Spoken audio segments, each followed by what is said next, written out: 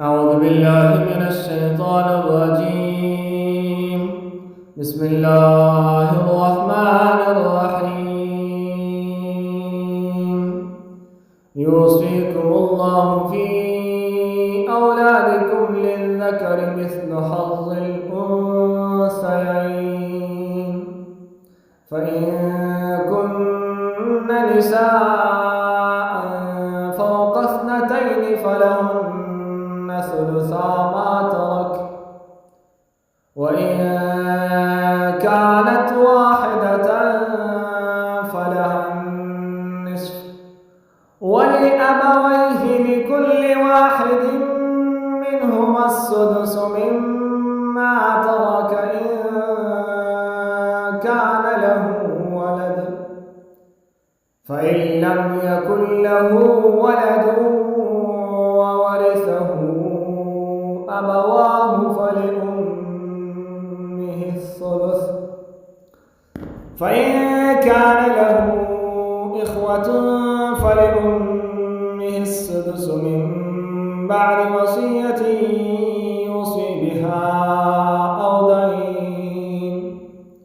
آباؤكم وأبناؤكم لا تدرون أيهم أقرب لكم نفعا، فريضة من الله، إن الله كان عليما حكيما.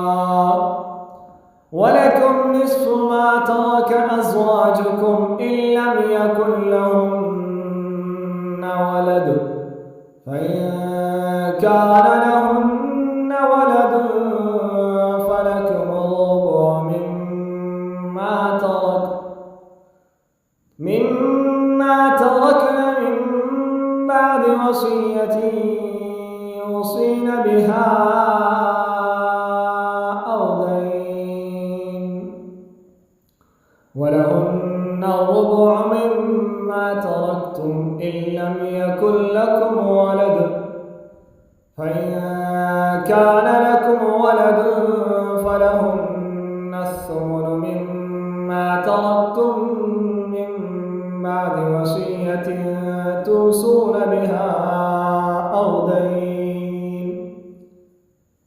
وإن كان رجل يورث كلالة أو امرأة وله أخ أو أخت فلكل واحد منهما السدس، فإن كانوا أكثر من ذلك فهم شركاء في الثلث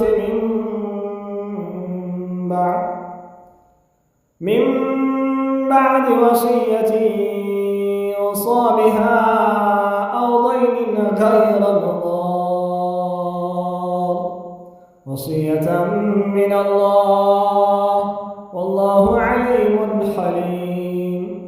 تلك حدود الله، ومن يطع الله ورسوله يدخله جنات تجري من تحتها الأنهار خالدين فيها، وذلك الفوز العظيم. ومن يعص الله ورسوله ويتعد حدوده يدخله نارا خالدا فيها وله عذاب مهين. صدق الله العظيم.